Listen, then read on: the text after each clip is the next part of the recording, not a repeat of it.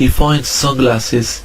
He walks outside and looks at the computer billboard poster, puts on the sunglasses, and subliminally it says obey. Nader is shocked in amazement.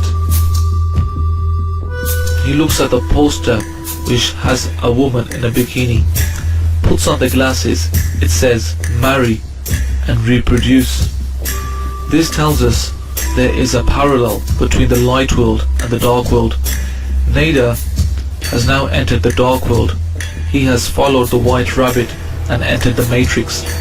Nader has gained higher consciousness and is now using the same methods of how the super elite use the all-seeing eye on the public.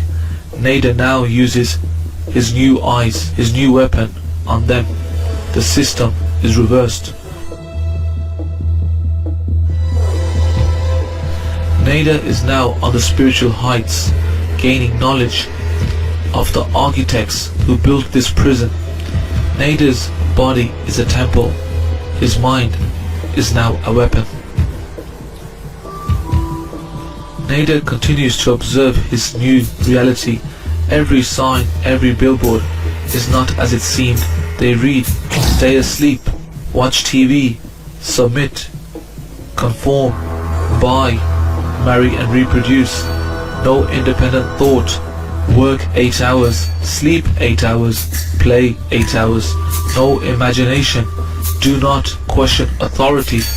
As Nader begins to understand that the architects who built the matrix, they are shaping our consciousness, Nader looks across at the shelf of magazines.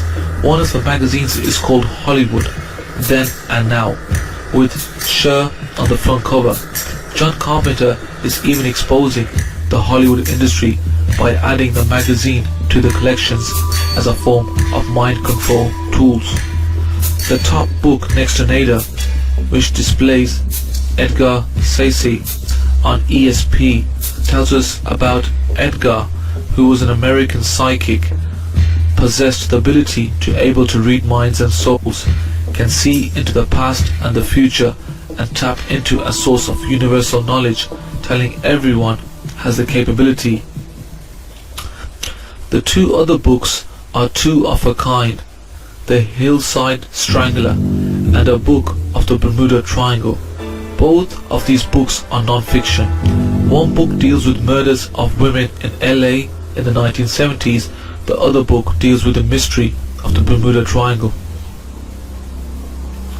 If you look on the right shelf, the Golf cover magazine, it clearly says in black bold letters, let TV teach you.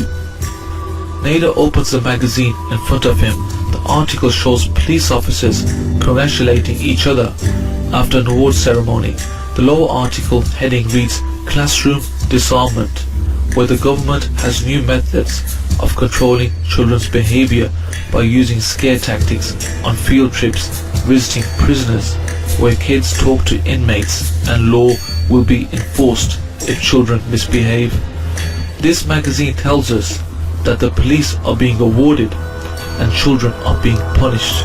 What has the world become? This is a question we have to ask ourselves.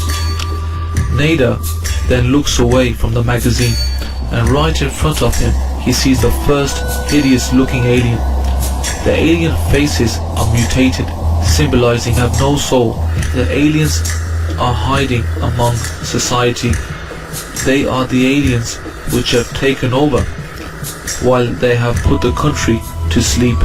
They are the aliens who have taken over your financial institutions and your TV stations.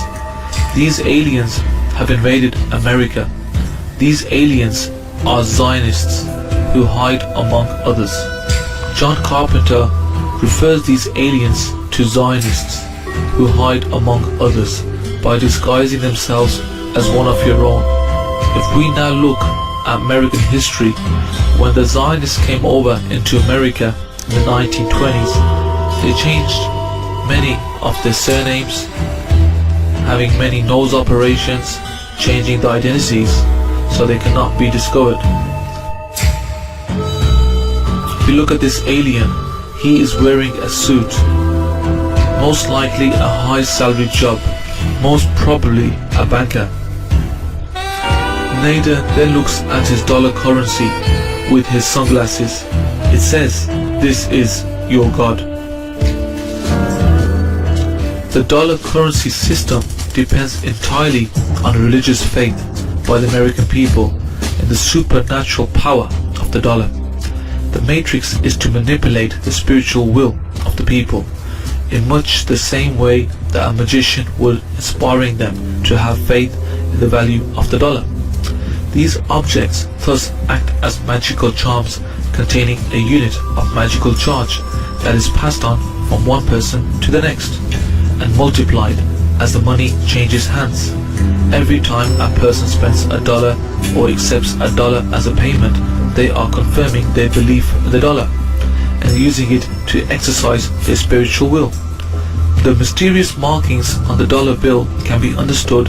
The words "In God we trust" are meant to inspire faith in the dollar as a currency and faith in the American Republic. One should trust the dollar the way one trusts in God, for it is implied that God himself has chosen to favor the US and by extension the dollar. This is communicated by the message on the reverse of the Great Seal.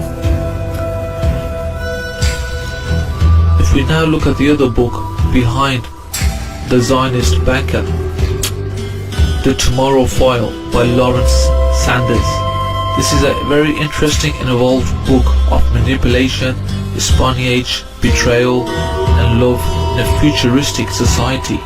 This society is rather where the scientists and governments and top organizations put plans in action to control minds, thoughts, feelings and actions. Very well written and told. There is a satellite moving over the city, repeatedly saying, "Sleep, sleep, sleep."